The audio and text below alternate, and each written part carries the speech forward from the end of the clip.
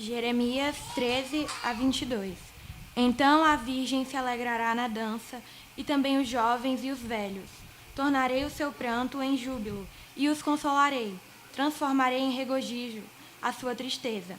Saciarei de gordura a alma dos sacerdotes, e o meu povo se fartará com a minha bondade, diz o Senhor. Assim diz o Senhor: ouviu-se um clamor em Ramá, pranto e grande lamento. Era Raquel chorando por seus filhos, e inconsolável por causa deles, porque já não existem. Assim diz o Senhor: reprime a tua voz de choro e as lágrimas de teus olhos, porque há recompensa para as tuas obras, diz o Senhor, pois os teus filhos voltarão da terra do inimigo. Há esperança para o teu futuro, diz o Senhor, porque teus filhos voltarão para os seus territórios. Bem ouvi que Efraim se queixava, dizendo: castigaste-me e fui castigado, como novilho ainda não domado. Converter-me e serei convertido, porque tu és o Senhor, meu Deus. Na verdade, depois que me converti, arrependi-me, depois que fui instruído, bati no peito. Fiquei envergonhado, confuso, porque levei o opróbrio da minha mocidade. Não é Efraim, meu precioso filho, filho das minhas delícias? Pois tantas vezes quantas falo contra ele, tantas vezes ternamente me lembro dele, comove-se por ele o meu coração. Deveras me compadecerei dele, diz o Senhor. Põe-te marcos, finca postes que te guiem, presta atenção na vereda, no caminho por onde passaste. Regressa, ó Virgem de Israel, regressa às tuas cidades. Até quando andarás errante, ó filha rebelde? Porque o Senhor criou coisa nova na terra. A mulher infiel virá a requestar um homem.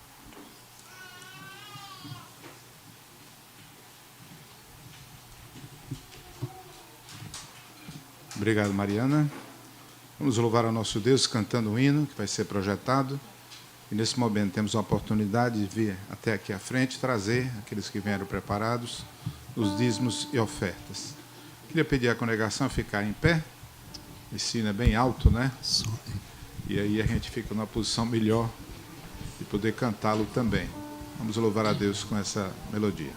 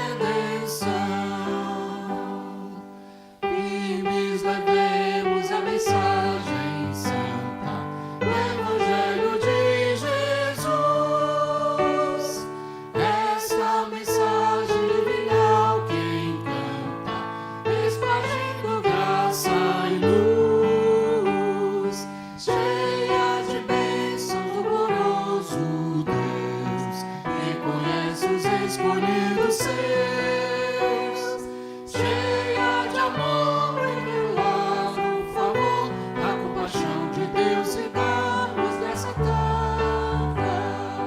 Vamos, irmãos, levar essa luz ao mundo inteiro. Vamos, irmãos, contar que este dom é verdadeiro.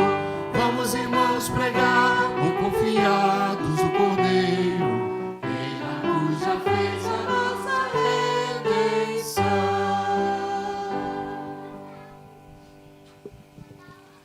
Oremos. Meu Senhor e Pai, Todo-Poderoso Deus, te agradecemos, ó Pai, pela Tua graça nas nossas vidas. Te agradecemos, meu Deus, pelas oportunidades que o Senhor nos dá de virmos à Tua casa, podermos adorar o Teu santo nome. Nesse momento também te entregar os dízimos e ofertas. Te agradecemos, meu Pai, porque o Senhor tem dado a cada um dos irmãos aqui o sustento necessário, meu Deus. E aqueles, ó Pai, que nesse momento se encontram sem trabalho, nós te rogamos, ó Pai, pela Tua ajuda, Senhor, para que abra portas para essas famílias. Ó Senhor, nós te rogamos, ó Pai, que o conselho desta igreja, o tesoureiro e os demais mantenedores possam utilizar estes recursos da melhor maneira possível para a Tua honra e para a Tua glória. Em nome do Teu Filho Jesus. Amém.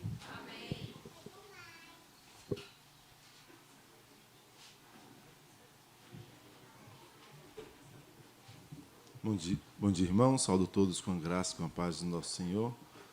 Vamos para a nossa palavra pastoral. Todos juntos? Não perca a esperança. Então disse Saul ao seu escudeiro: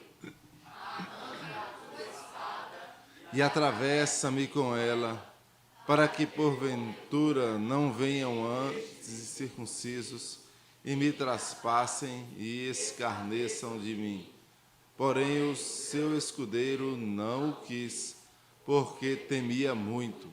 Então Saul tomou a espada e se lançou sobre ela. 1 Samuel 31, 4. Vamos orar ao Senhor.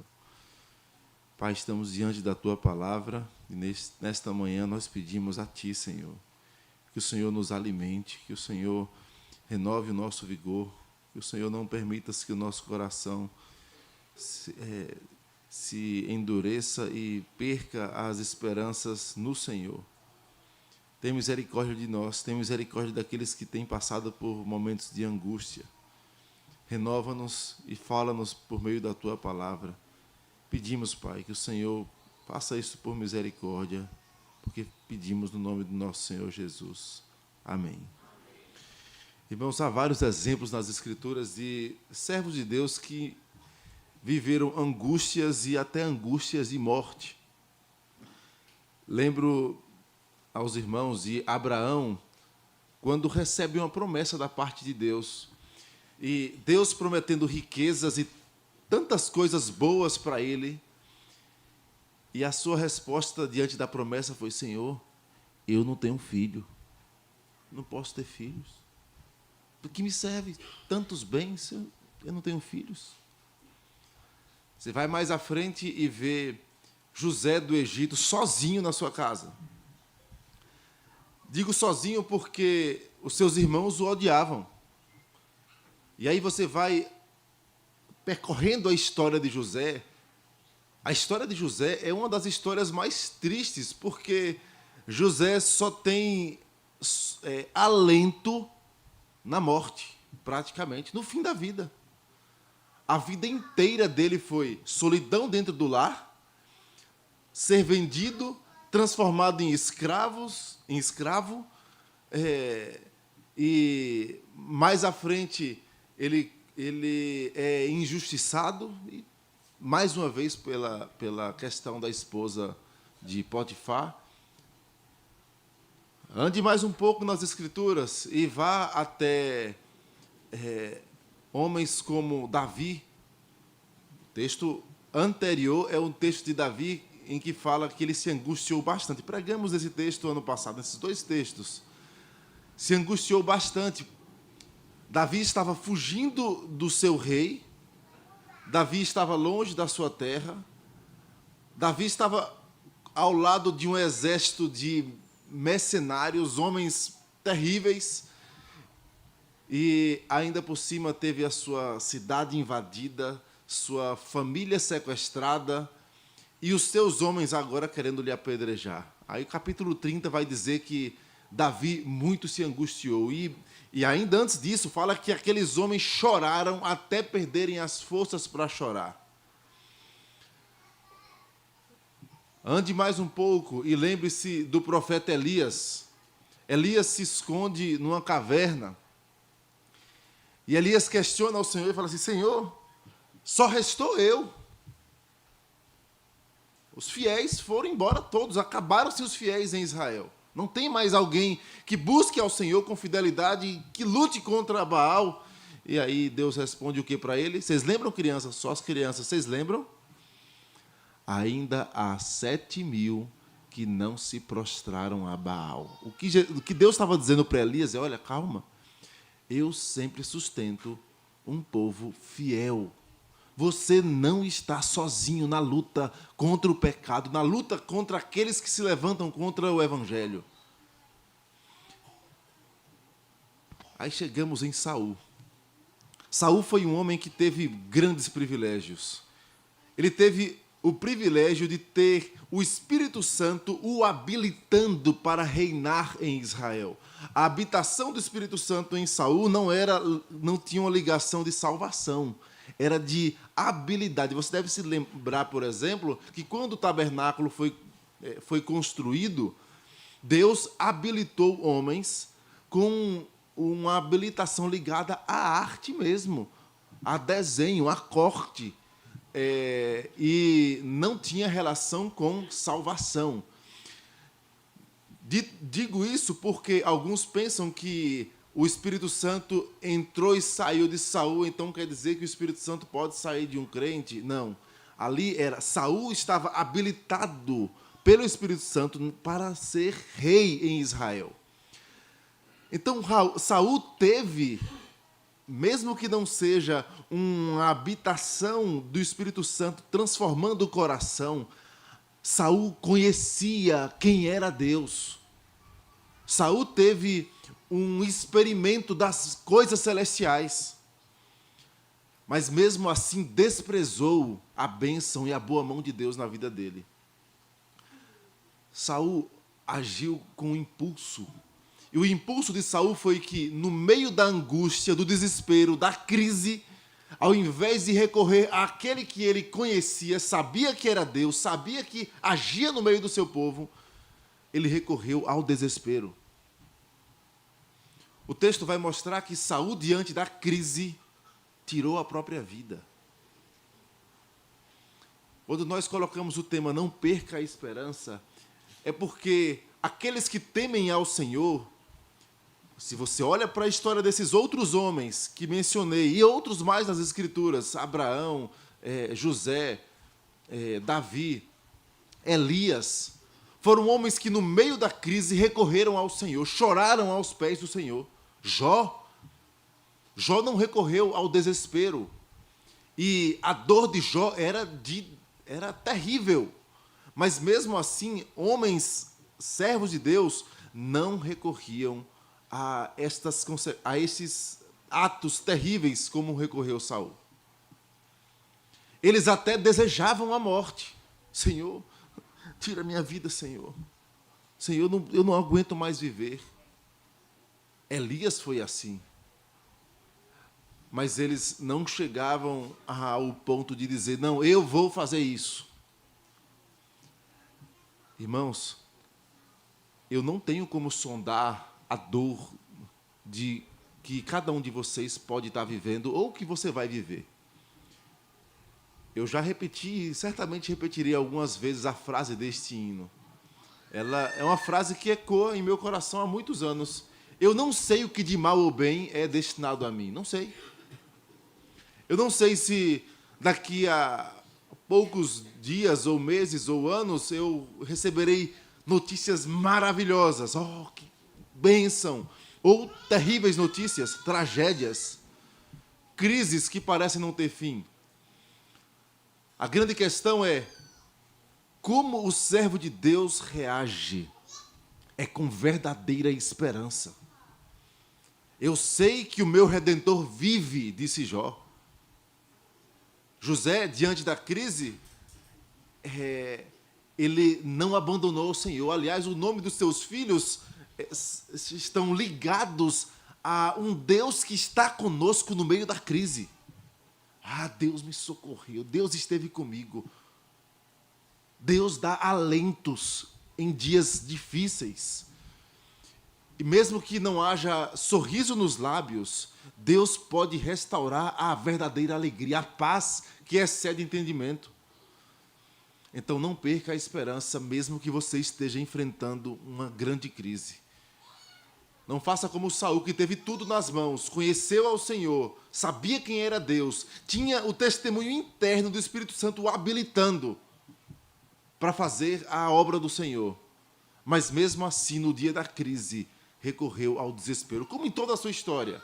Nos dias difíceis, se precipitava. Samuel não chegou e os filisteus estão entrando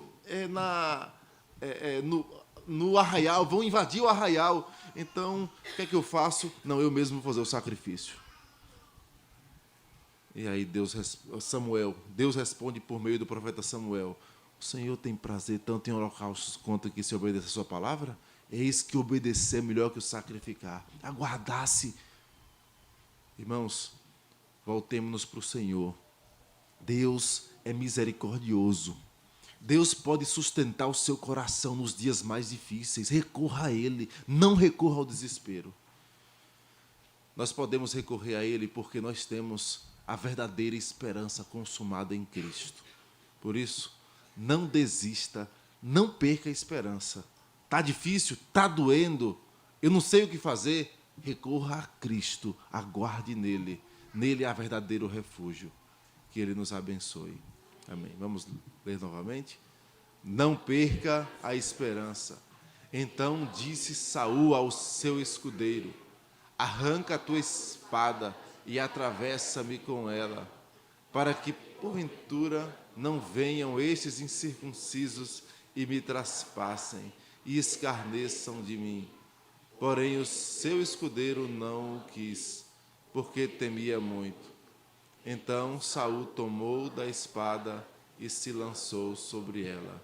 1 Samuel 31, 4. Que Deus abençoe a cada um de nós.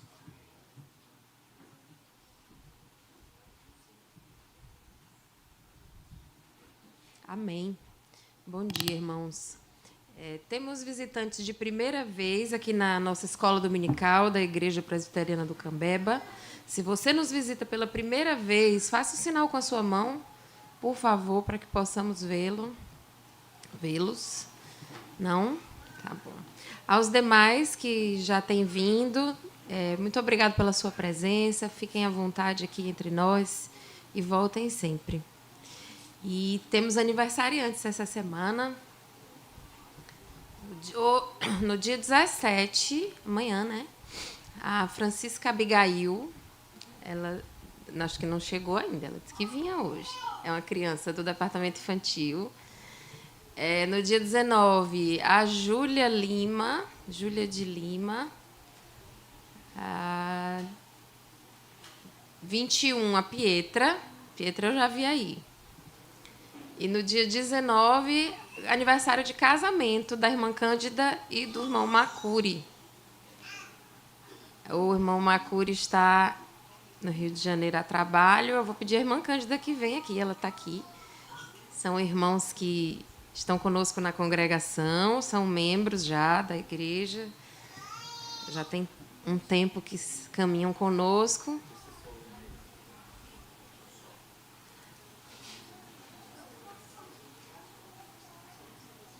Ele tem um nome diferente, né? Aí muitas vezes as pessoas falam: quem é essa pessoa? Aí hoje ele também não está, mas a esposa dele está aqui, a Cândida, nossa irmã querida de lá. Tá bom, vamos agradecer ao nosso Deus por mais um ano que Ele concede aos nossos aniversariantes. Vamos orar, irmãos. Senhor nosso Deus, muito obrigado, Senhor, por essa chuva, Senhor, por esse dia que Tu nos permitiste estar aqui na Tua casa, Senhor. Muito obrigado, ó Deus. Nós Te louvamos porque Tu és o Deus que sabe de todas as coisas, conhece todas as coisas. e preparou esse momento para nós aqui na tua casa, para aprendermos mais de ti e louvarmos o teu nome, Senhor. Muito obrigado, Senhor, e nós te louvamos também, Senhor, pela vida de irmãos tão queridos que fazem aniversário durante essa semana. Muito obrigado, Senhor, pela vida da Julinha, Senhor, guarda juntamente com a sua família. Muito obrigado pela vida, Senhor, da Abigail, também abençoa em seu lar, com seu irmão, seus pais. E muito obrigado pelo aniversário da Pietra, por mais um ano, Senhor, que ela completa essa semana. Continua abençoando, Senhor, a tua filha, que ela continue tendo prazer em estar na tua casa e conhecendo mais a ti, a tua palavra. Abençoa, Senhor, nas suas lutas internas, Senhor, na sua escola, no seu lar, Senhor, que ela possa propagar o teu evangelho onde ela esteja, Senhor. Dá ao coraçãozinho dela alegria, Senhor, e prazer em ti. Nós assim te pedimos, ó Deus. Quero também te pedir pela vida da Cândida e do Macuri, Senhor, que o Senhor os abençoe e continue guardando, Senhor, o coração deles em ti, a fé deles em ti. Ó Deus, dá a eles, Senhor, o que eles precisam, Senhor, para viver os teus dias, Senhor, com alegria, crescendo, Senhor, no amor um para com o outro, no amor para contigo, Senhor. Ó Deus, tem misericórdia, Senhor, de momentos difíceis, Senhor, que o Macuri passa com seu pai. Muito obrigado porque ele já saiu do hospital, está em casa. Nós louvamos o teu santo nome. Abençoa-o lá no seu trabalho e guarda também, Senhor, a Cândida, Senhor. Nós te agradecemos pela vida desse casal e rogamos as tuas preciosas bênçãos, Senhor, por mais essa família do Senhor, Senhor. Ó Deus, muito obrigado, Senhor, também pela vida eterna em Cristo, pela possibilidade que temos, ó Deus, de sermos teus filhos, ó Deus, de termos sido adotados por ti, Senhor, e termos a certeza da vida eterna. Que grande presente, Senhor, nós recebemos na cruz, ó Deus. E louvado seja o teu santo nome. Em nome de Cristo Jesus, amém.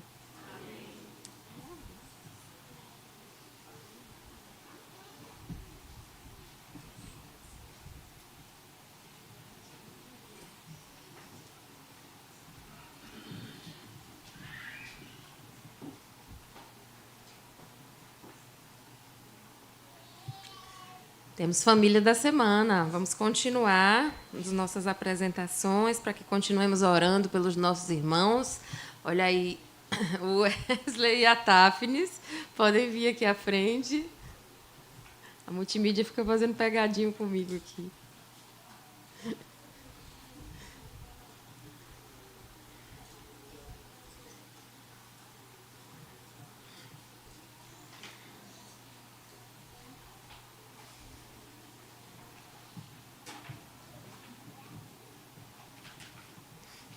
Queridos.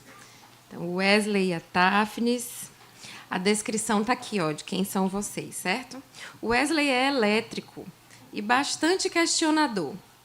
Já a Tafnis possui um temperamento mais calmo e, segundo o próprio Wesley, essa característica faz dela o ponto terra dessa relação. A lei da física deve explicar bem isso. Os opostos se atraem. Entretanto, sabendo que foi o nosso Senhor Jesus quem nos uniu, caminhamos unidos para o crescimento dessa relação conjugal em amor e espiritualidade. Eles dois são cearenses, né? São daqui de Fortaleza mesmo, embora o Wesley tenha morado por 20 anos em Brasília. E estão aqui no Cambeba. Já tem 1 ano já participando da EBD e das atividades, mas foram recebidos agora em dezembro, no final agora do ano passado. Eles gostam de receber as pessoas na casa deles, estar com a família em casa ou na igreja, assistir bons filmes, viajar, conhecer restaurantes novos e ir à praia. Wesley é advogado e funcionário público aposentado do DENOX e Tafnis é pedagoga e trabalha como professora da educação infantil na rede municipal de Fortaleza. O pedido deles para que a nossa igreja esteja orando é pela saúde deles. O irmão Wesley acabou de passar por um procedimento cirúrgico, né? Graças a Deus está aqui conosco, mas tem algumas fragilidades de saúde, então pedir a Deus que continue guardando a sua saúde, a da Táfnis também, pelo crescimento espiritual deles e pela caminhada como casal. Então, que o Senhor os abençoe nessa empreitada boa que é o casamento e os abençoe em sua família, guardando-os na fé também e guardando a sua saúde. Eu vou pedir ao Joabe que vem aqui para orar por esse casal.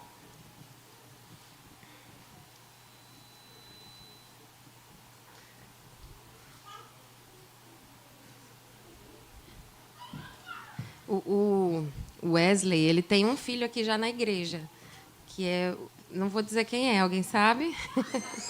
Parece muito, irmãos, é o Guilherme. Ele vai ser vovô de novo agora, mais um netinho vindo aí. Graças a Deus. Então, vou pedir ao Joabe que ore, que foi a família da semana passada. Senhor nosso Deus, nós somos gratos, Pai, porque o Senhor vem fortalecendo esse ministério tão importante na igreja que são as famílias, Pai.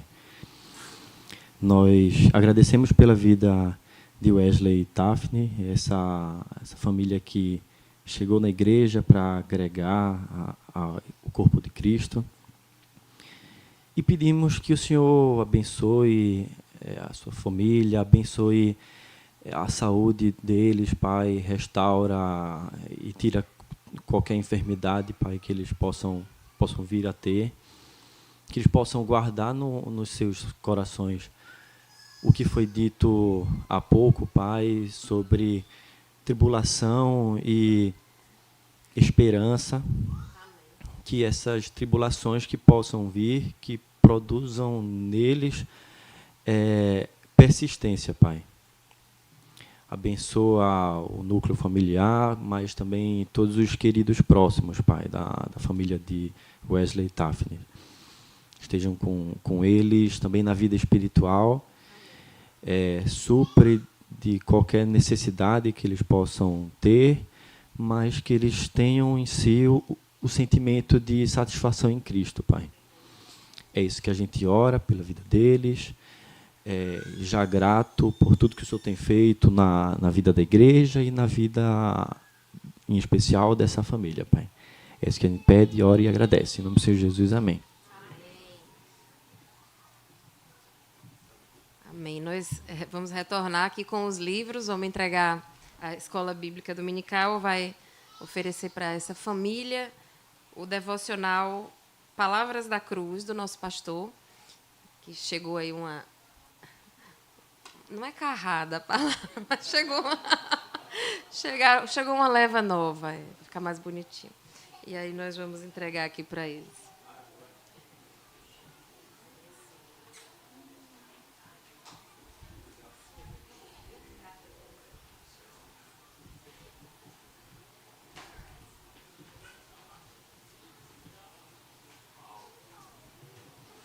Agora vamos chamar as nossas crianças para vir até aqui à frente, podemos estar orando por elas. Vamos recebê-las.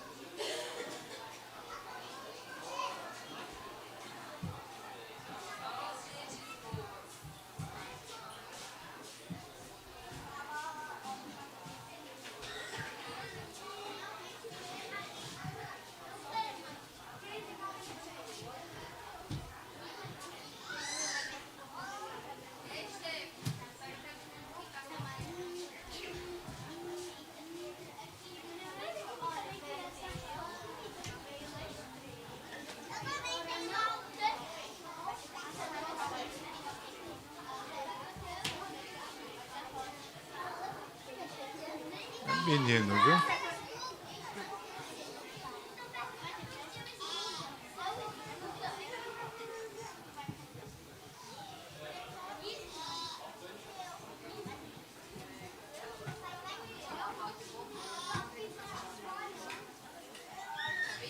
Chamar o presbítero Cássio até aqui à frente.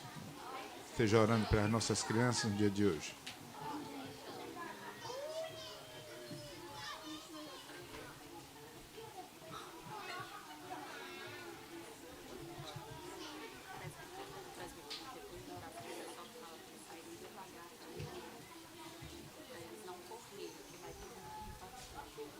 Vamos orar, crianças?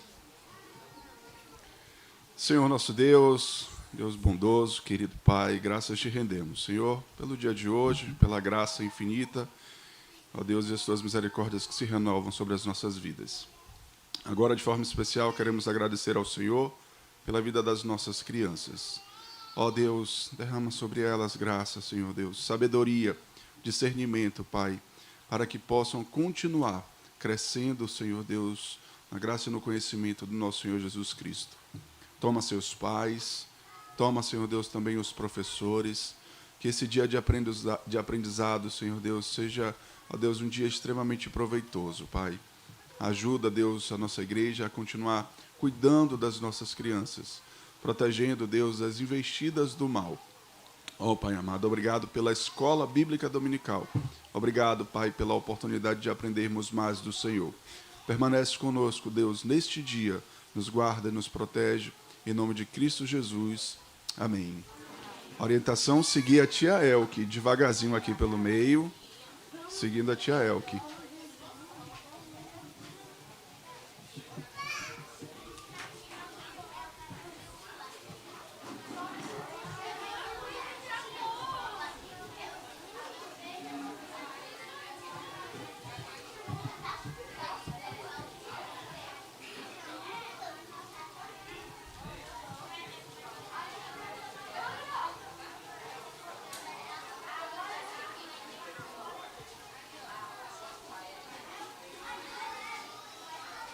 Meus irmãos, vamos ter agora alguns avisos.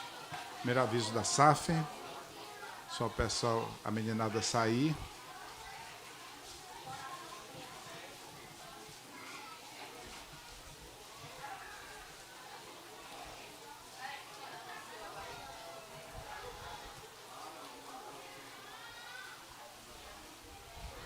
Enquanto a Carol já está aqui chegando, os meninos estão saindo, um pequeno aviso, só um aviso. Nós não devemos levar nada daqui da igreja para um novo templo, mas o bebedouro vai, tá? O bebedouro deve ir, o lugarzinho dele está lá. Ontem ele se cansou um pouquinho, está ali trabalhando de maneira diferente, mas está firme. Trabalhou muito essa semana, pelo resultado de ontem à noite.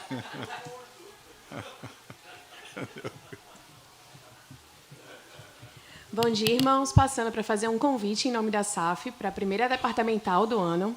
Vai ser no próximo sábado, dia 22, às 19 horas, na casa dos nossos irmãos Ari e Elcilane. O tema será Vivendo e Convivendo com Conflitos. E quem vai falar é aquela moça que está sorrindo bem ali, que é a nossa irmã Raquel, que além de crente fiel, é psicóloga. Então, será uma oportunidade imperdível. Não vamos perder. Bom dia do Senhor para todos.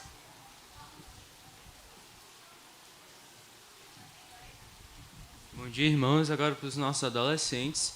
Próximo sábado, dia 22 de março, a gente vai ter a abertura da nossa Federação de UPAs.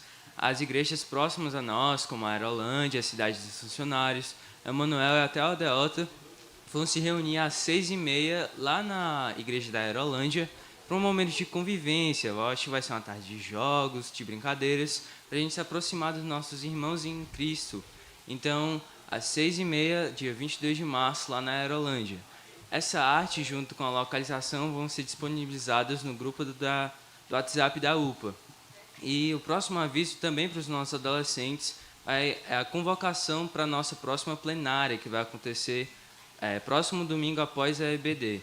Então, se sintam convidados aqueles adolescentes e visitantes para a nossa plenária e para a nossa programação. Bom dia.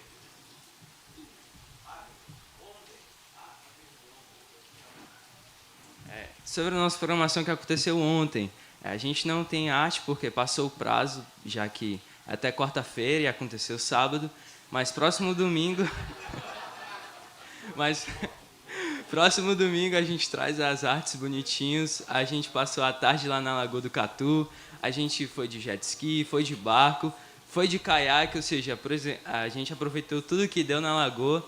De manhã começou chovendo, mas a gente improvisou lá. Teve um momento devocional com o presbítero Edson, muito edificante, e a gente aproveitou bastante. Foi um período muito legal, com um período também de almoço, no 0800, para quem participou. E é isso aí. Próximo domingo a gente traz as fotos com um prazo certinho, né? Deixa eu...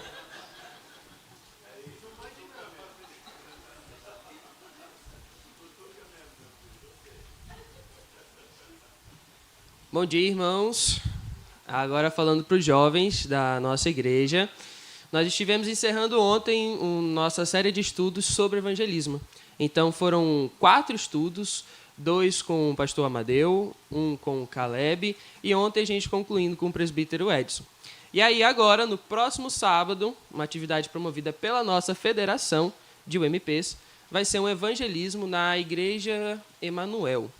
Tá certo? Então, aviso para os jovens, próximo sábado, às 16 horas, já coloquem na agenda de vocês, a gente está junto lá, tanto dando uma ajuda para a igreja, um suporte, como também participando dessa programação de evangelismo. Tá certo?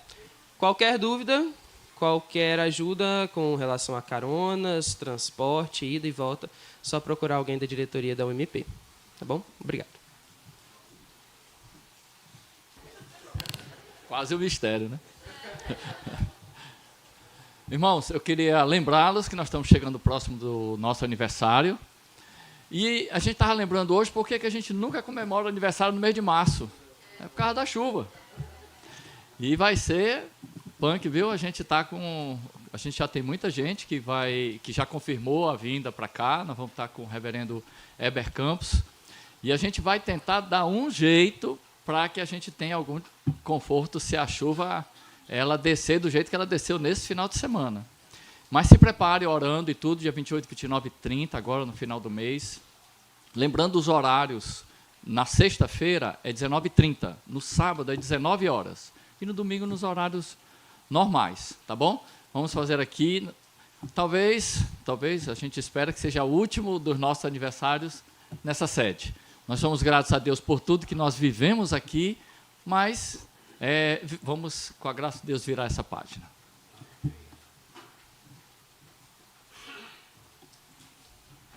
Vamos para o nosso intervalo agora, rapidamente, depois estaremos iniciando a classe aqui com o pastor Timóteo.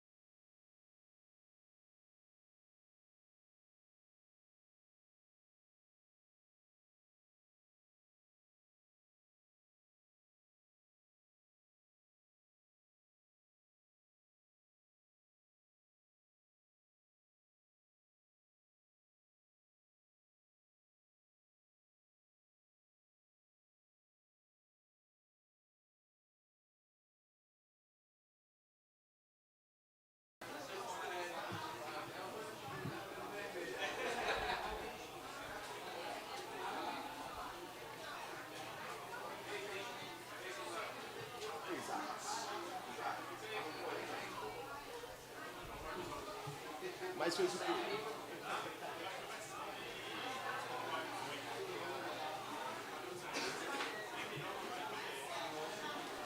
E consegue... Eu não trabalho com efeito.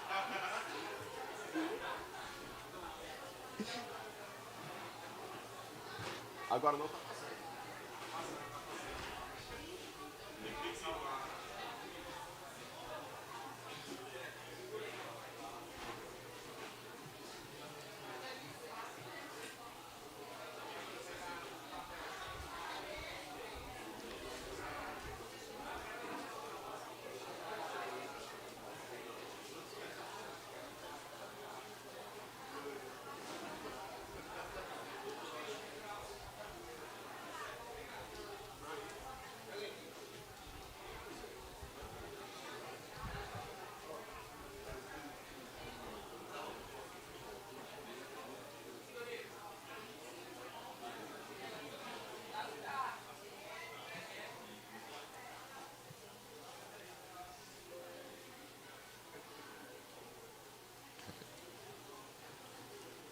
Graça e paz, meus irmãos. Bom dia a todos. Vamos iniciar a sala dos adultos / jovens / adolescentes. É isso? Vamos orar então. Santo Deus, amado Pai, obrigado, Senhor, pelo teu amor, pelo teu cuidado, pela tua misericórdia. Obrigado porque até aqui nos ajudou o Senhor. E nesse momento em que iremos estudar uma seita que fugiu da tua palavra, que possamos estar em alerta, Senhor, para não corrermos esse risco. Nos ajuda que a Tua palavra seja fixada e firme em nossos corações e qualquer vento de doutrina, meu Pai, que aparecer para nós, que venhamos a estar atentos, baseados na Tua palavra. Nos ajuda. Te pedimos, Senhor, que o Senhor possa converter esses que praticam, que são do movimento dessa seita. Que o Teu Espírito Santo, meu Pai, possa ajudá-los a entender que a Bíblia, a Tua palavra, é a que salva. E que não existe nenhum acréscimo, meu Pai. Não existe nenhuma revelação, principalmente que é contrária à Tua palavra, Senhor. Nos ajuda, Pai. Carecemos da Tua graça e da Tua misericórdia. Se estamos aqui em uma igreja bíblica, uma igreja que se baseia no sola Escritura, é por Tua graça. É por Tua misericórdia. Muito obrigado, Senhor. E assim também que o Senhor possa estender a essas pessoas que participam de seitas. Nós te pedimos, te agradecemos em nome de Cristo Jesus. Amém. Irmãos, vou falar hoje sobre o mormonismo, certo? Mas antes de falar sobre o mormonismo, é necessário estabelecer um firmamento, estabelecer aquilo que nós acreditamos, que é o quê? Que é o sola Escritura. Olhando o texto de Gálatas, que diz: mas ainda que nós, ou mesmo um anjo vindo do céu, vos pregue evangelho que vá além do que vos temos pregado, seja anátema. Assim como já dissemos, e agora repito, se alguém vos pregar evangelho que vá além daquilo que recebestes, seja anátema, que seja maldito. É essa a mensagem que Paulo escreve aos Gálatas, estabelecendo o que vale é a Escritura. O que vale é aquilo que está no Antigo Testamento e no Novo Testamento. Nada deve ser acrescentado. Se alguém chegar entregando algo, dizendo que é de Deus, acrescentando algo à Escritura, falando em nome de Deus, acrescentando que seja tratado como maldito. É isso que Paulo fala. Que seja banido do nosso meio. E a Escritura, quando Paulo também escreve a Timóteo, toda a Escritura é inspirada por Deus. Nós não precisamos mais de nada. Não precisa ser acrescentado mais nada. Não precisa ser revelado mais nada. Tanto que, em 2 Timóteo, capítulo 3, versículo 16 e 17, diz: toda a Escritura é inspirada por Deus e útil para o ensino, para a repreensão, para a correção, para a educação na justiça, a fim de que o homem de Deus seja perfeito e perfeitamente habilitado para toda boa obra. Então, não deve ser acrescentado nada e a Bíblia, ela é completa. e olhando, estudando sobre o mormonismo, amados, eles acrescentam coisas. Eles acreditam em novas revelações, revelações essas que nós iremos ver durante a aula, que são revelações contrárias às Escrituras. E para esse estudo eu utilizei o material deles, eu li aí muitos artigos dele, virei o site deles, assisti filme deles, certo? E também aperriei muito o Diego, né? Diego, marido da Deise, porque Diego, para quem não sabe, né, era ex-mormon, e toda hora perguntando, Diego, é isso mesmo? Porque tinha coisa que estava lá no site dele, cheguei ao ponto de dizer, Diego, esse site é deles mesmo, Diego? É isso mesmo. Mas, enfim, vocês irão perceber durante a aula porque essa minha surpresa em relação ao mormonismo, certo? Dito isto, nós vamos falar sobre a Igreja do Senhor Jesus, dos Santos dos Últimos Dias. Eles não gostam de ser tratados como mormons, certo? Nós somos a Igreja do Senhor Jesus, dos Santos dos Últimos Dias. E falando sobre a história dessa seita, o fundador é Joseph Smith Jr., né? O pai dele também se chamava Joseph Smith. Ele nasceu nos Estados Unidos, está aí a data, em 23 de dezembro de 1805. O seu pai, né, o pai de Júnior, o Joseph Smith pai, quando foi interrogado, amados, o que eu vou falar agora, eu retirei dos documentos dele. Nesse caso, esse fato em si foi de um filme da biografia de Joseph Smith Jr. Um pastor reformado chegou ao Joseph pai e perguntou a ele por que a família dele não estava indo para a igreja. Aí ele respondeu que não, porque vocês pregam demais temer a Deus e eu não acredito que existe uma igreja verdadeira aqui, no caso dele, nos Estados Unidos. E essa mensagem foi escutada por Joseph Jr., né? Joseph Smith Jr. E isso ficou na mente dele. Então, ele pensou, não existe uma igreja verdadeira e vamos continuar em casa mesmo. Só que a questão de habitar no céu com o Senhor mexia com Joseph Smith Jr. E ele foi questionar o irmão mais velho. Ele era o irmão mais novo, foi perguntar ao irmão mais velho como é que faz para herdar a vida eterna. Será que existem só pessoas que são eleitas e outras não? O irmão dele respondeu o seguinte, que todos serão salvos. Todos serão salvos. O que nós devemos fazer é o quê? É buscar todo dia progredir espiritualmente, progredir como pessoa, progredir fazendo boas ações. E isso mexeu com Joseph Smith Jr., mas não respondeu o seu questionamento, porque ele tinha essa dúvida. Será que realmente meu pai está certo? Será que meu irmão está certo? A dúvida pairava sobre Joseph Smith Jr.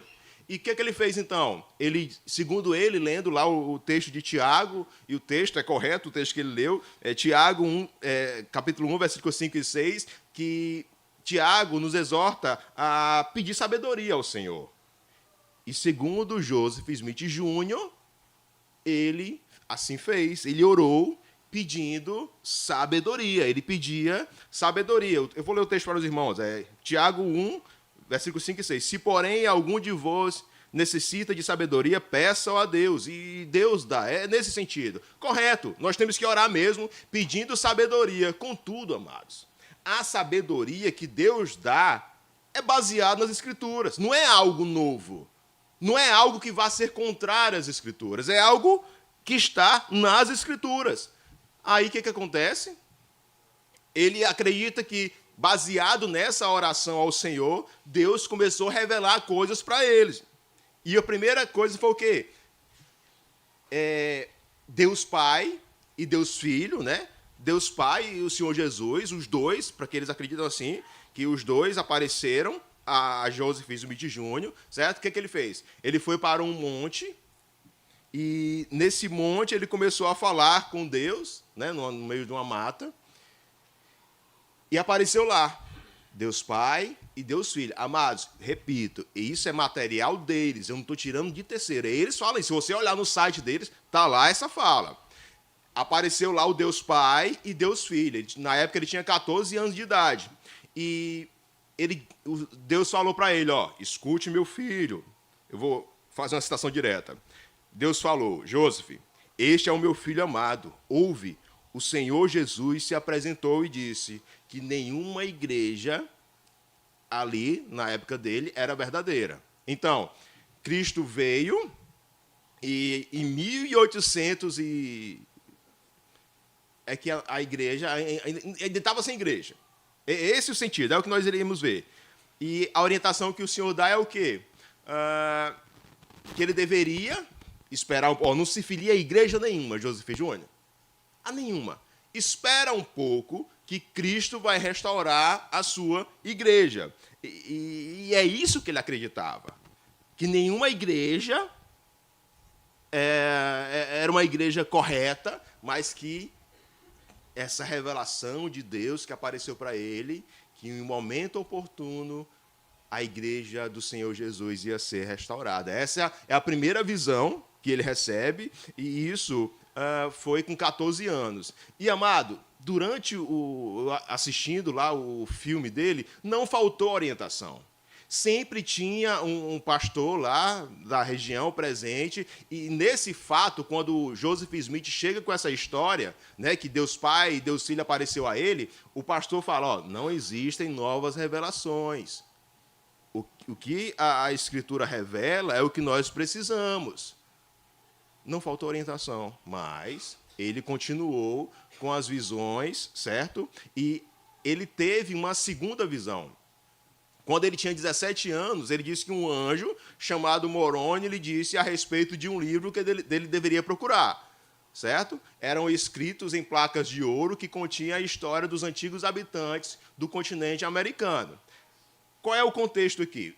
Segundo ele, Cristo ele morreu, ressuscitou, subiu aos céus, só que em um período Cristo voltou.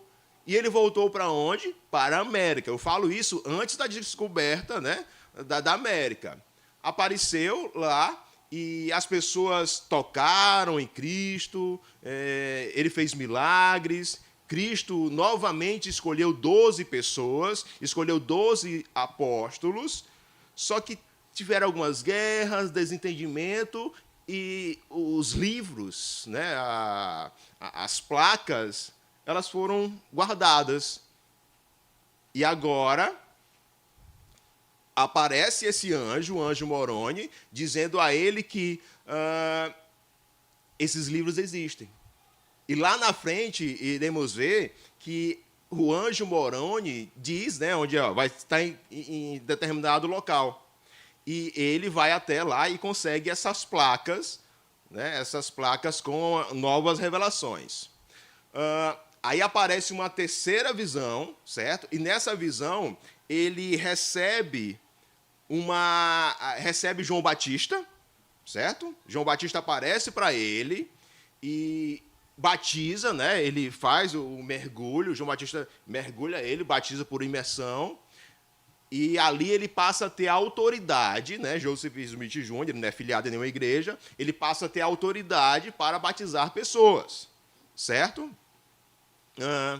E ele também, além de João Batista, ele recebeu dos apóstolos Pedro, Tiago e João a confirmação da autoridade que foi dada por Jesus Cristo. Ele é tratado como um profeta, certo? Tratado como alguém assim extraordinário, como se fosse um discípulo, como se fosse um profeta João Batista, enfim, alguém fora de série, alguém que foi iluminado por Deus, inspirado por Deus, com uma nova revelação, certo? Trazendo um detalhe aqui, amados. Até então, Joseph Smith Jr., ele não tinha lido a Bíblia toda. Mas ele tem essas visões. E quando eu olho os documentos lá da Igreja dos Mormons, eles contam isso com orgulho. Ó. com 17 anos, já tinha visto várias coisas, já era um homem sábio e nem precisou ler a Bíblia. Diferente de muitos pastores da época, que liam tanto a Bíblia e não tinha a sabedoria de Joseph Smith. Enfim, vamos em frente. Aí agora, né, nessa terceira visão, ele recebe as placas do anjo Moroni. Ok. E nisso, amados, a igreja do Senhor Jesus, ela é o quê? Reorganizada na terra. Em 6 de abril de 1830, a igreja que estava lá, desde a igreja primitiva, ela foi em 1830 restaurada, segundo ele. Sobre a morte de Joseph Smith, ele estava preso quando ele morreu, certo? E, amados, quando você vê a biografia, por conta de algumas posições radicais deles, o povo perseguia, sabe? Os compatriotas, os americanos, perseguiam o grupo lá, aceita, o movimento. E várias acusações, enfim, de invadir terras, existem várias acusações, certo? Mas eu não vou me atentar a isso, porque a história diz algo e eles dizem que não. Certo? Mas, enfim, só para refletirmos. E nessa de ele estar preso por alguma coisa errada, o povo invadiu a prisão, linchou o Joseph Smith Jr., que é tratado como mártir pelo movimento, certo? Jogaram da janela da cela, mas não chegou a morrer. Então, colocaram sentado na grama e 4 homens o fuzilaram. Dizem que fala nos documentos, que ele chegou a matar 2 pessoas, né, nesse momento em que ele faleceu, mas tiraram a vida dele. Isso em 1844. Pois bem, a seita, ela tem 3 livros principais. Amados, não é a Bíblia um livro principal. Você pode escutar deles falando que a Bíblia é a nossa regra de fé e prática, a Bíblia é aquilo que nós temos na nossa cabeceira. Amados, não é. Eu fucei, virei, mexi e não é. São esses 3 livros. Tanto que eu tive a oportunidade de ir lá no YouTube e assistir eles não chamam culto, se chamam reunião sacramental. Eu não vi Bíblia. Eu vi os livros de Joseph Smith sendo tratado como Bíblia, certo? Pois bem, o livro principal deles é o livro do Mormon. Smith teria achado o livro de Mormon em 1827, ele estava com cerca de 21 anos de idade. O escrito do livro era de natureza egípcia, e a tradução ficou pronta em 1830. Esse é o principal livro da seita. O segundo é A Pérola de Grande Valor. Foi publicado em 1851. Né? Ele já estava morto, né? Já era falecido, mas o escrito foi colocado, né? foi impresso. E é composto pelo livro de Moisés, de Abraão, o livro de Joseph Smith e as regras de fé. Tem nada de Moisés, amados. Tem nada de Abraão. Não tem. É coisa da cabeça dele mesmo. Segundo ele, uma revelação do Senhor. Aí, o terceiro principal livro é Doutrina e Convênio, certo? Publicado em 1876, né, 46 anos depois do livro de Mormon. Certo? Contém revelações que Smith teria recebido sobre a doutrina de Deus, da igreja, do sacerdócio, da ressurreição, do homem após a morte, do batismo pelos mortos, que a gente vai tratar sobre isso, do matrimônio celestial, que a gente vai tratar, e sobre a poligamia, que a gente vai tratar também. Pastor, tem alguma relevância? Existem acertos? Amados,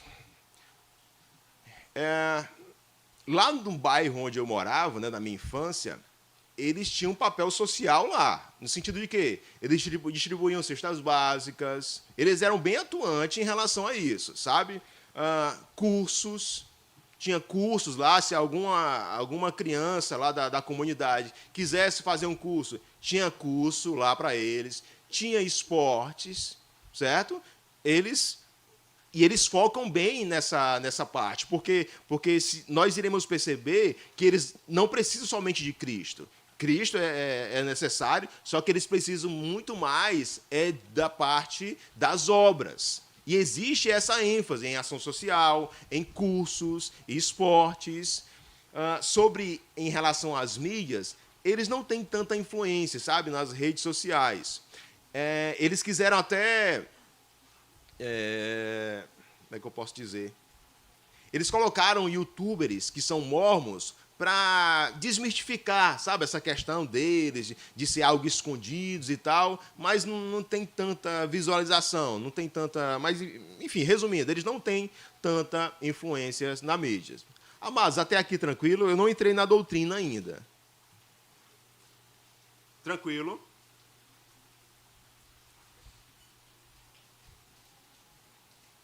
Em relação a membros, eles têm 16 milhões de membros pelo mundo.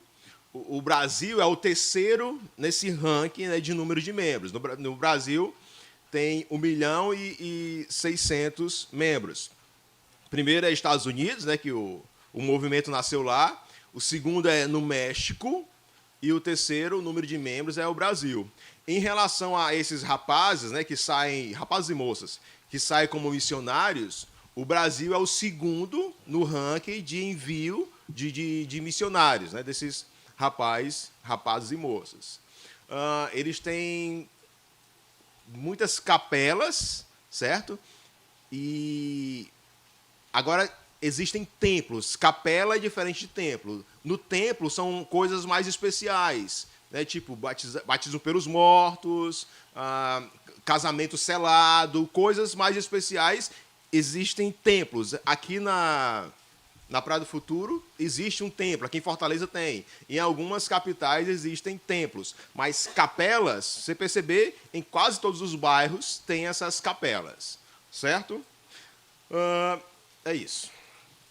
Vamos lá. Vamos tratar as heresias. Primeiro, falar sobre Deus. O que é que eles pensam sobre Deus? Certo? Olha o que é que o livro de ensino do profeta Joseph Smith diz, na página 359. Sim, o próprio Deus já foi como nós agora. Ele é um homem exaltado, entronizado em céus distantes. Eles acreditam que Deus é como nós, certo? E esse Deus, ele vem progredindo a cada período, a cada tempo, esse Deus vem progredindo. Ele diz aí, o Pai possui um corpo de carne e osso tão tangível como o do homem. É isso que eles acreditam. Mas esse homem, ele vai progredindo. Amados, nós sabemos que não, que a própria palavra de Deus diz que Deus é espírito. Deus é espírito. João 4:24 diz, Deus é espírito e importa que os seus adoradores o adorem em espírito e em verdade. Certo? Nessa que ele recebe a visita de Deus Pai e Deus Filho, estavam lá os dois, carne e osso. Certo? Outro texto que nos ajuda, né? A questão dessa progressão, né? Deus vai evoluindo. Nós sabemos que não.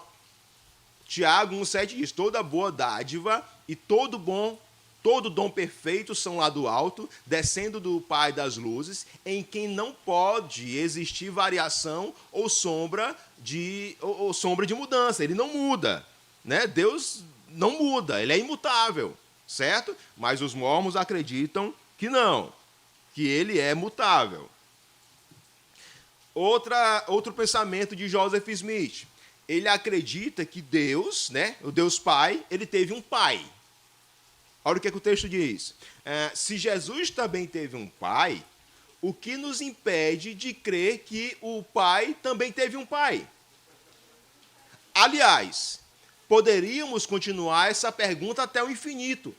Quem seria o avô, o bisavô, o tretavô? Ou melhor, quem foi o primeiro Deus? Percebe a gravidade, irmãos? O Deus deles é diferente do nosso Deus. O Deus deles é diferente do nosso. Nós sabemos, como diz lá em Romanos, quem, pois, conheceu a mente do Senhor, ou quem foi seu conselheiro, muito menos quem foi seu pai. Que história é essa? Salmo 90, versículo 2. Antes que os montes nascessem ou se formasse a terra e o mundo, da eternidade à eternidade, tu és Deus. Pronto. Agora, em relação a Deus, alguma situação, amados? São nossos irmãos? Ok. Em relação a Cristo, no livro As Regras de Fé da Igreja, no artigo 3, cremos que, por meio do sacrifício expiatório de Cristo, toda a humanidade pode ser salva pela obediência às leis e às ordens do Evangelho. Amados, se pegarmos o contexto, a ideia é o quê? Cristo, ok, Cristo teve o sacrifício e tal, mas deve existir também a questão das nossas obras. E existe uma ênfase nisso. A ênfase nas obras. Olha o que ele diz aí, no livro Doutrina e Convênios, né? Para que, guardados os mandamentos, pudessem ser lavados e purificados de todos os seus pecados. Então, se eu guardo os mandamentos, nós poderemos ser lavados e purificados de todos os nossos pecados. Amados, Cristo não está aí. Cristo, nós sabemos que nós somos dependentes do Senhor Jesus. Se temos vida eterna, é por causa de Cristo, é pela obra de Cristo, não existe mérito nosso. Mas eles não. Eles acreditam que eles podem, se guardarem os mandamentos, eles podem sim ser lavados e purificados de todos os seus pecados.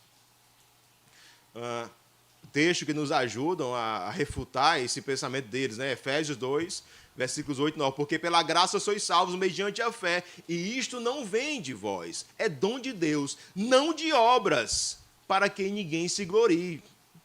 Já foi. A questão de sermos salvos não é mérito nosso, não é por nossas obras. E o texto é bem claro, não é de obras para que ninguém venha se gloriar. Imagine, amados, nós somos tão pecadores e orgulhosos que muitas vezes nos achamos em relação ao irmão, ao tratamento com os familiares. É fato.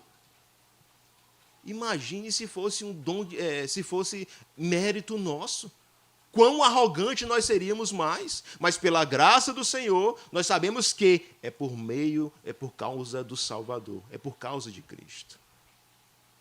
Gálatas 2,16 diz, sabendo contudo que o homem não é justificado por obras da lei, e sim mediante a fé em Cristo Jesus. Também temos crido em Cristo Jesus, para que fôssemos justificados pela fé em Cristo e não por obras da lei. Pois, por obras da lei, ninguém será justificado. Contudo, entretanto, porém, sabemos que, se entendemos do Evangelho, sim, nós somos levados a fazer boas obras. Mas é esse entendimento que faz toda a diferença. Entender que Cristo morreu por nós. Entender que Cristo fez tudo por nós. Entender que podemos descansar por conta disso. Outro detalhe aí.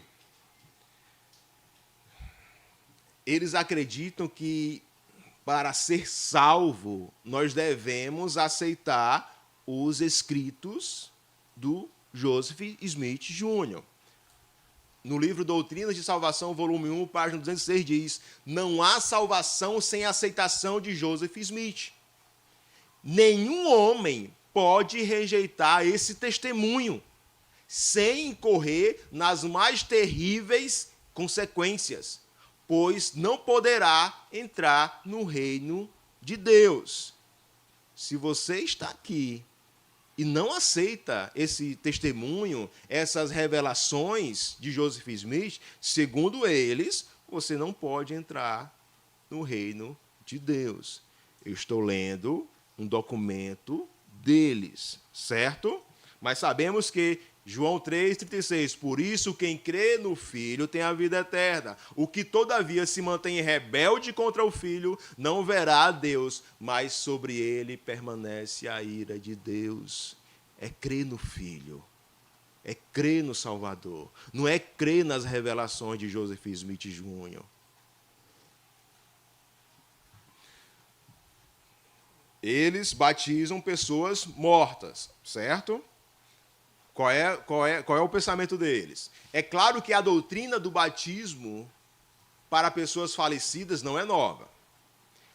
É mencionada pelo apóstolo Paulo no Novo Testamento, né? Aí ele fala, o texto aí, 1 Coríntios 15, 29.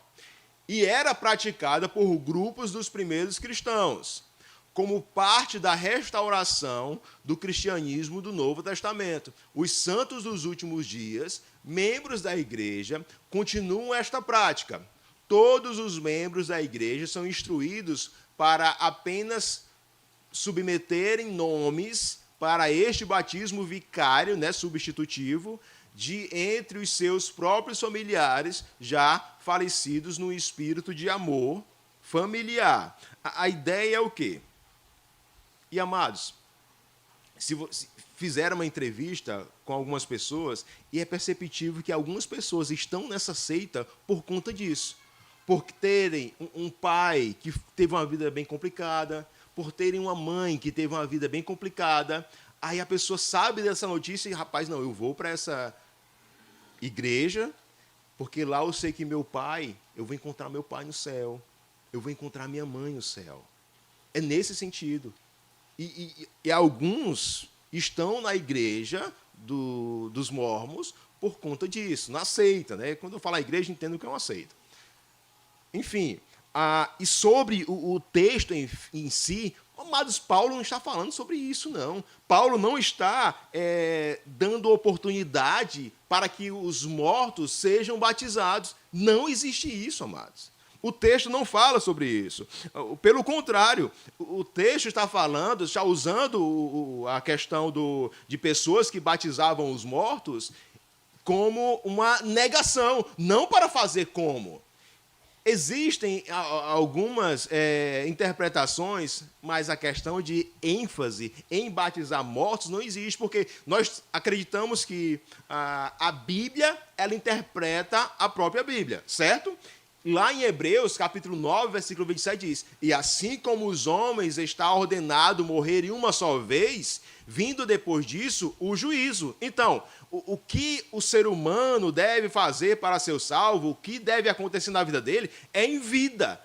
O que passou, passou. Não tem como eu ir lá, e como é que funciona na igreja, na seita dos mormons? Tipo, eu sou um membro, aí eu vou lá, ó, meu pai é nome tal, tal, tal. Aí eu sou batizado, mas aí serve para quê? Serve para o meu pai. É nesse sentido. E, amados, a Bíblia fala que não. Aí alguém pode perguntar, mas pastor, mas eles não acreditam que a Bíblia é a palavra de Deus? Eles acreditam até não serem contrariados. Quando eles são contrariados, eles dizem, não, é porque você não sabe interpretar. Eles ficam com a revelação de Joseph Smith. É por isso que eu digo e repito, a regra de fé e prática para eles não é a Sagradas Escrituras. Não é. Ok? Vou trazer uma curiosidade aqui.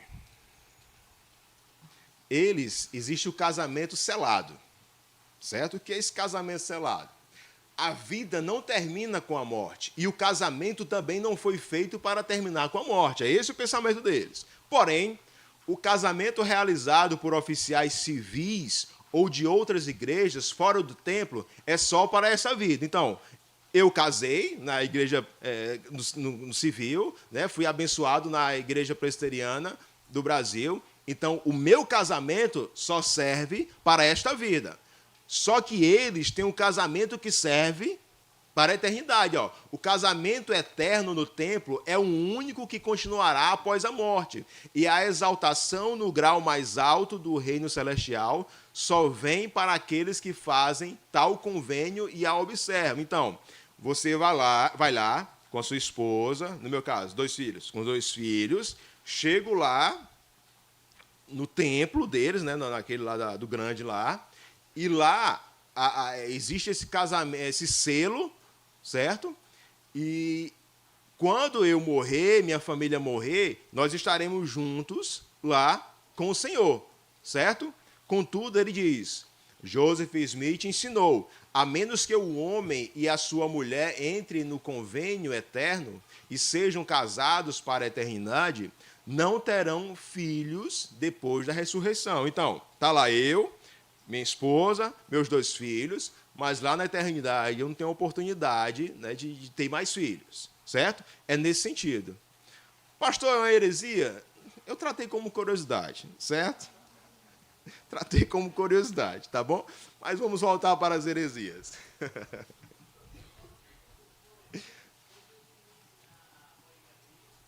Eu vou tratar sobre isso, Crispim. A gente vai falar bem sobre isso.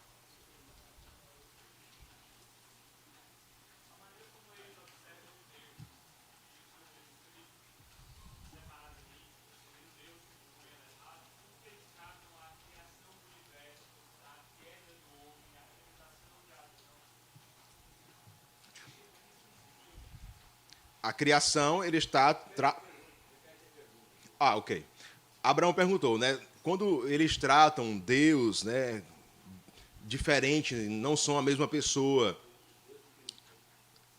Deus e Cristo, isso, né? Apareceu lá em carne e osso, Deus e Cristo para eles. E eles tratam dessa forma. Aí Abraão pergunta, como é que então que eles pensam sobre a origem do mundo? Né? Sobre a questão do homem, se o homem é pecador. Pronto, ok. Igual a gente, em relação à criação do mundo. Mas em relação à questão do homem ser pecador, eles são maleáveis. No sentido de que você percebe a questão de todos serem salvos.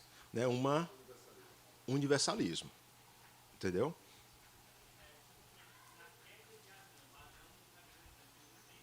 Sim, sim. Não da nossa forma, de um jeito maquiado. Abraão, vamos lá. Você estuda, né, os documentos deles, aí você vai para a Bíblia, não, está errado. Só que eles mesmos refutam eles. Aí é difícil, cara. Entendeu? Eles pensam semelhante a gente. Só que o semelhante, no começo é aqui, mas lá no fim é distante. Caleb.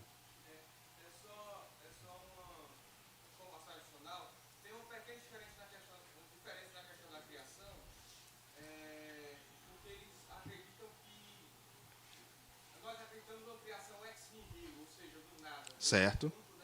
No caso deles, eles acreditam que tudo é matéria. Inclusive, o espírito é uma forma de matéria. Então, por exemplo, as almas, elas já são... Talvez as pessoas devem ter ouvido falar, a piscina de almas. Então, aquilo já sempre existiu também, juntamente com o Espírito de Deus. Né? Então, assim, não é que foi criado nada como nós, mas algumas coisas já eram criadas desde sempre, já existiam. Então, por exemplo, as almas, eles esperam pré-existentes, aí jogam lá. A criação dos mundos, eles acreditam que existem outros seres que Deus criou em outros mundos por aí. Então, algumas diferenças. Pronto. Eu vi alguns pastores reformados falando sobre isso, mas eu queria um documento deles, Caleb, falando sobre isso, eu não encontrei. Entendeu? Você não vai encontrar eles falando sobre isso.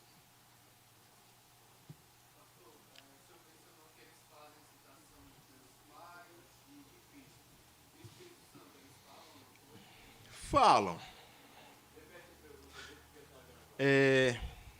Ele falou em relação que eles falam de Deus Pai, Deus Filho, e em relação ao Espírito Santo. Se eles comentam, se eles falam também. Sim, eles falam. Ok? Qualquer coisa, pergunta o Diego lá atrás, viu?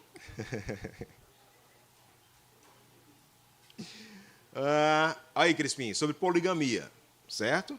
Se você pegar um membro hoje dos Mormons, ele vai dizer, não, na minha igreja não tem poligamia, não.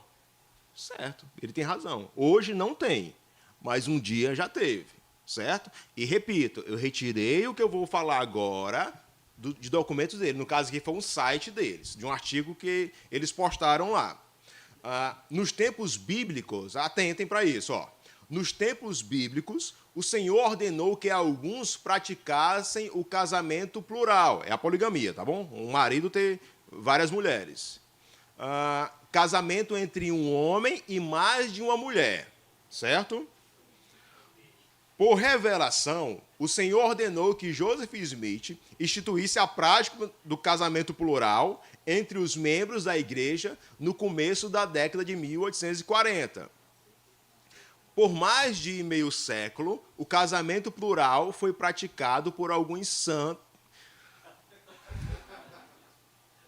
Contradição da moléstia, não é?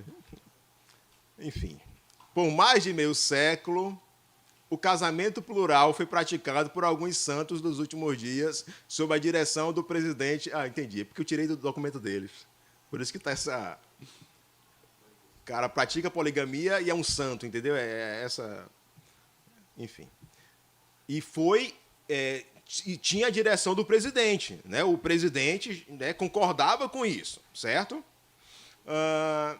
Os santos dos últimos dias não compreenderam todos os propósitos de Deus ao instituir, por meio dos seus profetas, a prática do casamento plural. Sabe, Crispim? Eles não entenderam tudo. Rapaz, quais são os objetivos de Deus? Por que Deus quer que nós que tenhamos mais de uma esposa? Mas o livro de Mormon identifica uma razão para Deus ordenar essa prática. Qual é? Aumentar o número de filhos nascidos no convênio do Evangelho, a fim de suscitar posteridade para o Senhor. Esse é o objetivo. De quê? Um homem ter várias mulheres e, assim, ter vários filhos para que aumente os números de mormons. Certo? Continua, Crispim. Só que aí vem Jesus, né? Se eles tivessem lido a Bíblia, Joseph Smith não entraria nessa, Crispim. Mateus 19:3. Vieram a ele, né, a Cristo, alguns fariseus e o experimentavam, perguntando, é lícito o marido repudiar a sua mulher por qualquer motivo? Então respondeu ele, não tendes lido que o Criador, desde o princípio, os fez homem e mulher, e que disse, por esta causa deixará o homem pai e mãe, se unirá à sua mulher, tornando-se os dois uma só carne, de modo que já não são mais dois, né? Marido e mulher não são mais dois, porém uma só carne. Portanto, o que Deus ajuntou não o separa. Então, o casamento é entre homem e mulher e só os dois. Não tem que incluir mais pessoas.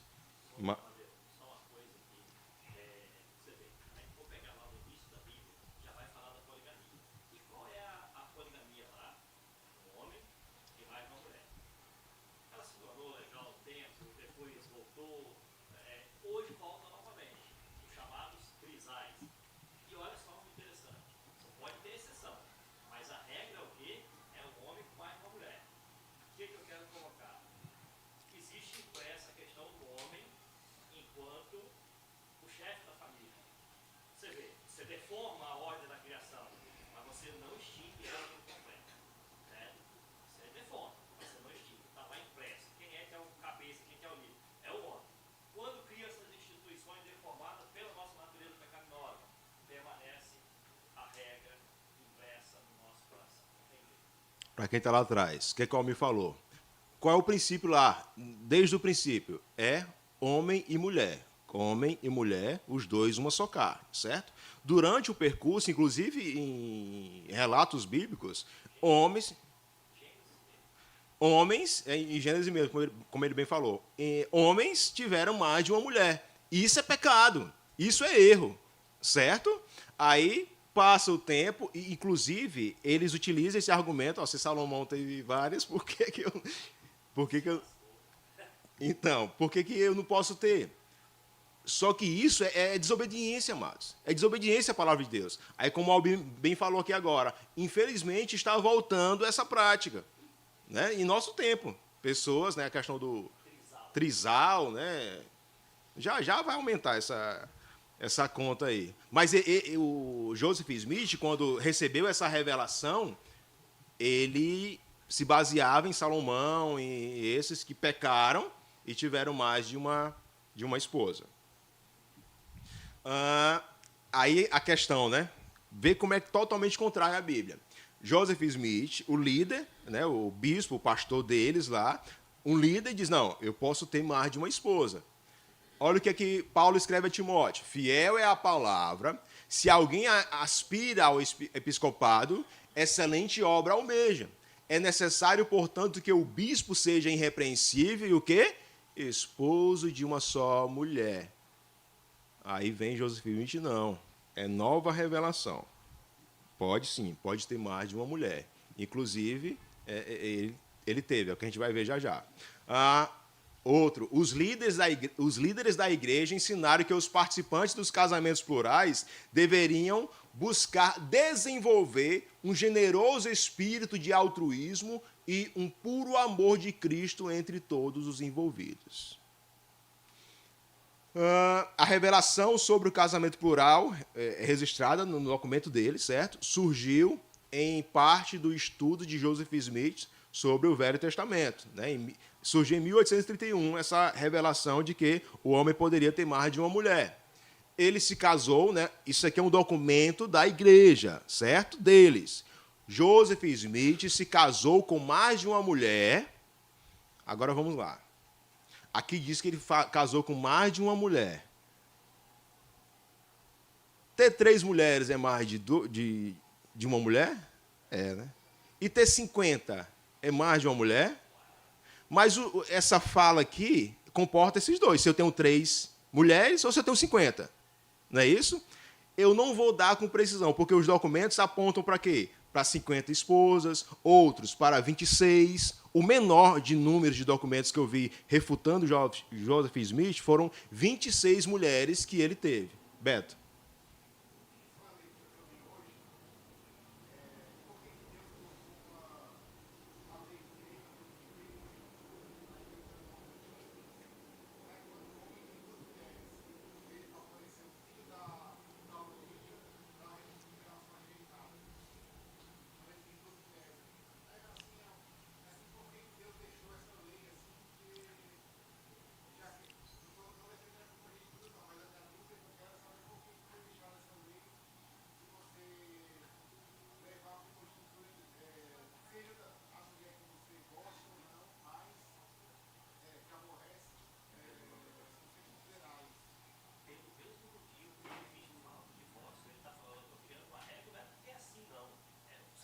Eu não entendi a pergunta.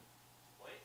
Ele está perguntando o seguinte, quando chega lá, você tem uma lei na vida dizendo Ok. o seguinte, porque quando tiver 2 mulheres, cuidado, você não pode favorecer o filho da amada e mais do que você favorece o filho da que não é amada. Só um instante. Vocês estão ouvindo aí atrás? Espera aí, que é muita informação para mim. Dá um microfone para o amigo, por favor.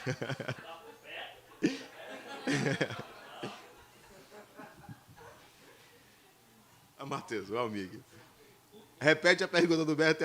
Vai, Beto. A pergunta, Beto. Vai. Vamos lá. Raquel, tá falando. Lá em Deuteronômio 21:15, Deus coloca uma lei em relação à primogenitura, que é entre você favorecer o filho da... Quando você tem 2 mulheres, por que você não deve favorecer o filho de uma em relação ao outro? Isso por que Deus deixou essa lei, se ele já previu que, assim, que não era para casar com 2 pessoas? Ele deixou uma lei relacionada a isso, né, desse casamento. Não entendi o porquê dessa lei. Eu não sou a favor da poligamia, não. Pronto. É a sequência do texto aqui. O homem vai responder. Ô, Beto, na realidade, Beto, é o mesmo princípio. O princípio é o mesmo que nós vamos ver lá nos dias de Cristo. Mas Moisés não deu carta de divórcio? Como se dissesse exatamente isso aí. Mas a gente tem uma lei que regulamenta divórcio. Então, Cristo vai falar, não foi assim, não. O negócio não é desse jeito. Eu não estou dizendo que eu autorizei divórcio. Essa regra é uma regra em função do pecado de vocês, é a dureza do coração de vocês. Ou seja, há uma depravação, uma deformação, e em função dessa deformação, por misericórdia, está havendo um instrumento para regular a desgraça. Uma regra de exceção para regular uma tragédia. Ou seja, o que Deus está colocando ali, Cristo está colocando é o seguinte, não é assim, é negativo. É como se aqui a gente pudesse dizer a mesma coisa. Esse não é o padrão bíblico, não. Mas é um padrão bíblico, mas está na Bíblia, certo? É dureza do coração. Quem é a causa da regra de exceção? Somos nós e a nossa natureza depravada. Deus está criando uma regra de exceção, mas a palavra poderia encerrar com a mesma frase de Cristo. Mas não foi assim que Deus estabeleceu, não. Deus não fez desse jeito, não. Você faz, pode fazer, mas não é assim, não. Certo? E contextualizando, sabe, Beto? É o desejo dele, de Joseph Smith. Por quê? Em relação às mulheres aí. Esqueça Cristo, ele esquecendo Cristo, né? É ele mesmo. Por que eu faço essa analogia com o que aconteceu com o irmão dele? Ele perdeu um irmão antes de chegar à revelação, certo? E a família toda se perguntavam, para onde é que foi os pais, né? Para onde foi nosso filho mais velho? Para agradar, né, o seu desejo do coração pecaminoso, ele estabeleceu o quê? Não, nós podemos batizar os mortos. Assim, o que ele fez o quê? Ele batizou o irmão foi salvo. É o desejo que está no coração dele. Se o desejo fosse dinheiro, seria teologia da prosperidade. No caso, mulheres. No caso, batizar os mortos. Percebe que a teologia são desejos do coração de Joseph Smith Jr. Entendeu? Obrigado, doutor Almeida. A prática foi iniciada de forma cuidadosa, a prática da poligamia, viu, Crispim? A prática foi iniciada de forma cuidadosa e lenta, e os participantes prometiam manter sigilo sobre a sua participação, aguardando o momento em que os maridos e esposos poderiam reconhecer publicamente esse relacionamento. Beleza, eles praticavam, né, a poligamia e o governo americano batendo em cima. Não pode, não pode, não pode. Ao ponto de que estabeleceram uma lei. A Suprema Corte dos Estados Unidos considerou poligamia, né, e estabeleceu duras penas para aqueles que viessem a continuar na prática. Ao ponto de que dos bens ser confiscados, de serem presos. Aí, quando eles viram que o cerco fechou, né, eles acreditavam que as leis eram injustas. Né, essa lei, como é que pode? Poligamia é algo que Deus estabeleceu. Então, é injusto. Aí eles fizeram o quê? Acreditando que essas leis eram injustas, os santos dos últimos dias se envolveram em desobediência civil ao continuar com a prática do casamento plural. E ao tentar evitar a prisão, indo morar na casa de amigos ou familiares, ou se escondendo por meios de nomes falsos. Imagina. Vamos lá, a Raquel já falou 10 minutos. Aí o quê? Na Conferência Geral, né, nós temos o Supremo Concílio. Eles têm a Conferência Geral, certo? Só que a Conferência Geral deles é mundial, a nossa é nacional. Né? Aí, nessa Conferência Geral de 1904, o presidente da Igreja publicou uma declaração incisiva conhecida como Segundo Manifesto, advertindo que os participantes de novos casamentos plurais seriam punidos com a excomunhão, certo? Passou a não valer mais. Aí, o que eles comentam? Isso agora, são artigos de agora. O casamento plural estava entre os aspectos mais desafiadores da restauração. Para muitos que o praticaram, o casamento plural foi uma prova de fé. Apesar das dificuldades, o casamento plural beneficiou a igreja de inúmeras maneiras. Repito, é documento deles, tá bom, amados? Aí, o que eles falam também? Os santos dos últimos dias de hoje honram e respeitam esses fiéis pioneiros que deram tanto por sua fé, suas famílias e sua comunidade. Esses que praticaram poligamia. Ok, aí sobre palavra, como é a palavra, né? E como é o culto deles? Não, é uma reunião sacramental, certo? E como é que funciona? Eu assisti todinho, mas É um cântico, tem um cântico inicial, certo? Aí, depois de um cântico, vem uma pessoa e ora, e essa pessoa pode ser qualquer membro, certo? Jovem, adolescente, moça e rapaz, homem e mulher. Ok. Orou, aí uma pessoa traz uma palavra. Nesse que eu assisti, foi uma palestra, certo? A palestra de um homem ser autossuficiente. Não é uma palavra. Você não vê Cristo sendo pregado, que as pessoas se arrependam dos seus pecados. Não, foi uma palestra, certo? A outro foi uma palavra, são 2 palavras, mas são coisas de 10, 15, 20 minutos no máximo. Aí a segunda palavra foi baseada no livro de Mórmon. Ele expôs lá o livro de Mórmon. Acabou, existe a oração. E, em meio a isso, tem a questão da ceia deles. A ceia deles é o quê? É pão e água. Não tem vinho. Pastor, por que a Bíblia fala que é pão e vinho e os mormons acreditam que é pão e água? Mais uma revelação que Joseph Smith recebeu. Olha o que ele diz. O sacramento é uma bênção formal e administração de pão e da água. Para quê? Para os membros da igreja representam o corpo e o sangue de Cristo, geralmente servido na reunião de adoração dominical, e é equivalente à comunhão entre muitas outras igrejas cristãs. Aí, agora, em preparação, ele estava se preparando para um serviço religioso, certo? Aí ele começou a procurar, Joseph saiu para procurar vinho. Nesse percurso, na ida de procurar vinho, ele encontrou um mensageiro celestial e recebeu essa revelação. Agora se usa água em vez de vinho nos serviços sacramentais da igreja. Ele recebeu uma ordem de um anjo, né? E a partir daí não se usa mais vinho, é água. Aí, portanto, um mandamento vos dou, que não compreis vinho nem bebida forte de vossos inimigos. É por isso que eles utilizam a água no lugar do vinho. Apesar do sacramento ser destinado aos fiéis batizados da igreja, tipo assim, se você é presbiteriano, chega lá, você toma o pão e a água, né? Você participa da ceia, os visitantes também podem participar.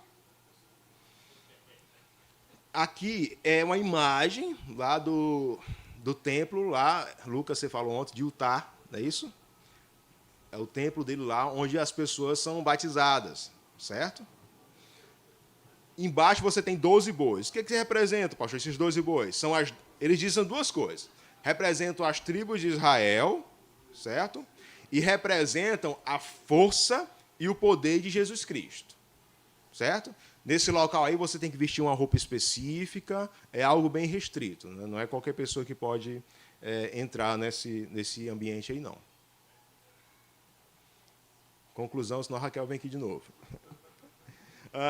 Conclusão, amados. Amados, é uma seita, certo? Primeiro, eles humanizam Deus. Deus é homem, né, igual a gente, está em progresso, e nós também, nós não, no caso eles estão em progresso, né, estão em progresso, e um dia podem se tornar deuses, certo? Essa é a ideia deles. É o segundo item aí, eles deificam o homem. Eles minimizam o pecado, como bem o Abraão falou, né, em relação à poligamia. Não, eles tratam como aqueles que praticaram a poligamia são homens de fé. E eles ignoram as Escrituras, amados. Infelizmente, né, eles ignoram totalmente as Escrituras. Enfim, são seitas e nós devemos ter respeito em relação às pessoas, né, que estão lá. Temos que apresentar a Cristo a essas pessoas e que o Espírito Santo possa convencê-los, porque eles estudam bem os livros deles, sabe? Eles são bem afiados. E nós devemos ser afiados em relação à nossa Escritura. Nós temos uma igreja bíblica, nós acreditamos no sola Escritura, só que esse acreditar no sola Escritura, acreditar que a Bíblia é a palavra do Senhor, não é somente para termos status, para chegar na semana da reforma e dizer, sola Escritura. Não, nós devemos ler as Escrituras, manejar bem a palavra de Deus, porque eles fazem isso. apesar de serem cegos, certo? Mas eles dominam bem os documentos deles, tá bom? Alguma observação? Mas alguém pode pensar assim, mas pastor, o senhor não falou de assunto tal, porque todo pastor que eu escuto falando sobre esse assunto. Amados, tem vários assuntos que eu não consegui pegar eles falando. Aqui é tranquilo, nenhum mormon pode dizer, rapaz, isso aí está errado. Não, tudo que está aqui é documentado. Mas tem algumas coisas que eu não consegui pegar a fala deles. Tá bom? Alguma pergunta, alguma questão? Esse livro egípcio que apareceu, que ele falou que dali extraiu, tem alguma. Como é que ele achou? Ou apareceu do céu também para ele? Foi assim, ele recebeu a notícia, né? Ó, tem uns livros aí de um pessoal que Cristo chegou, veio à Terra, e eles estão escondidos. Aí ele foi lá, pegou esses livros, essas placas de ouro, ele traduziu, certo? Quando terminou a tradução, o que ele fez? Ele colocou lá de volta. Aí o que acontece? Joseph Smith falou que ele teve uma pessoa que o ajudou. Só que essa pessoa falou que ajudou na tradução. Mas essa pessoa disse, não, eu nunca vi o livro, essas placas. Enfim, só Joseph Smith que viu e ele escondeu lá. Pois é.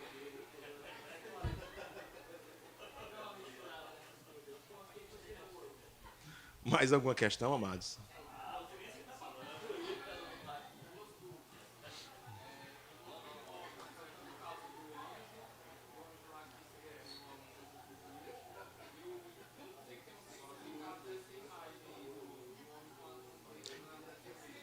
Esse aí é o Moroni.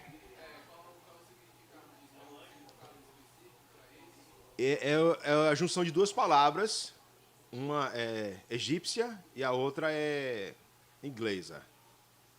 É a junção de duas palavras. Não vou dizer, eu não lembro, mas ele tem isso mesmo. É a junção de duas palavras. A questão, ele perguntou por que Mormon, né? E eles não gostam de ser tratados como mormons.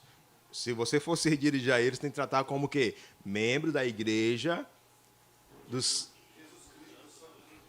Igreja de Jesus Cristo dos Santos dos Últimos Dias. Se você tratá-lo como os mormons, eles não acreditam, eles não acham legal, certo? O livro é do mormon. E a palavra mormon significa a junção de duas palavras, uma em inglês e outra em egípcio. Mas de saber, eu não lembro mais, eu posso dizer depois. Esse é um anjo Moroni. É quem trouxe a revelação, né? É o princípio de tudo, meu Deus. Quem levantou a mão? Até Abraão.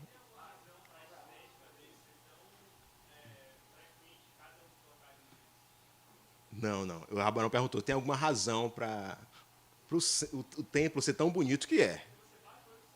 O templo é... Não, Abraão, não.